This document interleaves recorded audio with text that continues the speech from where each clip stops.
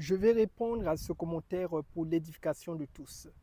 Beaucoup de personnes vivent avec une idée fausse de la destinée. On a très mal enseigné sur la destinée.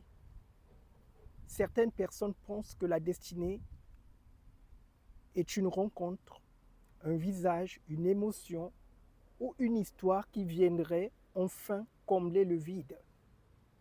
Mon frère, ma soeur, écoute bien ce que je vais te dire. La destinée n'est pas une personne. La destinée n'est pas un visage. La destinée n'est pas une rencontre. La destinée, c'est un chemin tracé par Dieu que l'homme est appelé à discerner, accepter et à suivre ce chemin en respectant les principes et les commandements divins. La destinée se trouve dans les mains du Seigneur. Psaume 31, verset 15. Donc ici, je vais parler de la destinée conjugale dans le contexte des relations amoureuses. D'abord, je vais vous partager 3 mystères cachés de la destinée. Numéro 1, ta destinée n'est pas automatique. La destinée demande toujours une collaboration active de l'être humain. Deutéronome 30, verset 19, il est écrit « J'ai mis devant toi la vie et la mort, choisis la vie ». Deutéronome 28, verset 2, il est écrit « Lorsque tu obéiras à la voix de l'Éternel ton Dieu, voici toutes les bénédictions qui viendront sur toi et qui seront ton partage. » Donc l'obéissance, c'est l'initiative de l'être humain pour entrer dans l'accomplissement de sa destinée. Beaucoup pensent que la destinée, elle est automatique. Le ciel n'est pas un distributeur de compagnons. D'accord? L'homme de la destinée ou la femme de la destinée, tu choisis. Dieu a été responsable uniquement de la femme d'Adam. C'est pour ça que Adam va dire, c'est la femme que tu as mise à côté de moi. Donc après la chute adamique, l'homme doit faire des choix et soumettre ses choix à la volonté divine. Non pas ma volonté, mais ta volonté. D'accord? Numéro 2, ta destinée conjugale se joue sur un autel, se décide sur un autel. D'accord? Les patriarches ont tous bâti des autels pour entrer dans l'accomplissement de leur destinée. Si tu ne bâtis pas un autel, ta destinée va basculer par défaut sur la table des autels sataniques. L'exemple parfait, c'est le patriarche Jacob. Jacob aimait Rachel. C'était le choix de son cœur. Mais les autels de Laban ont fait basculer le choix de Jacob sur Léa.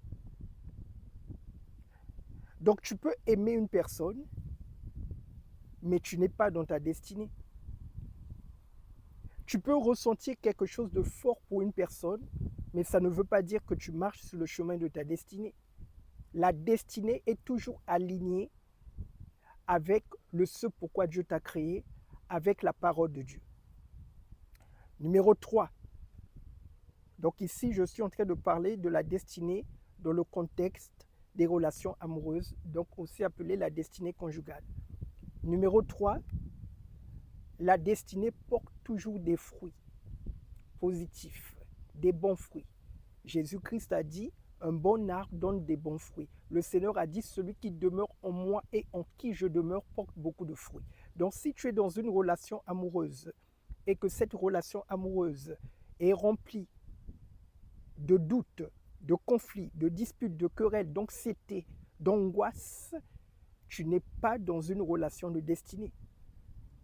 Voilà.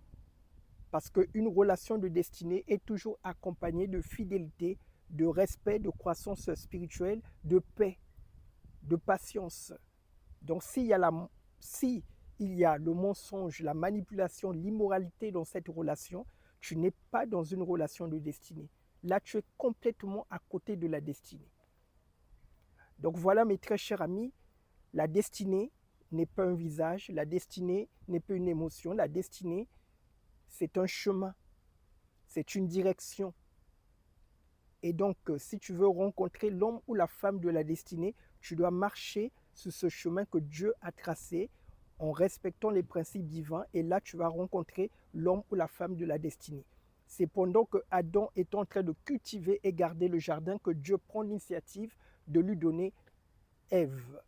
C'est la même chose. Aujourd'hui, quand tu mets en pratique la parole de Dieu, la suite logique, tu vas entrer dans l'accomplissement de ta destinée. Mais si tu es dans la désobéissance, tu vas passer à côté de ta destinée. Donc, merci de liker, de partager et surtout abonne-toi pour recevoir des contenus spirituels et pratiques qui vont te propulser dans cette destinée conjugale que Dieu a tracée pour toi. Je te dis à très bientôt.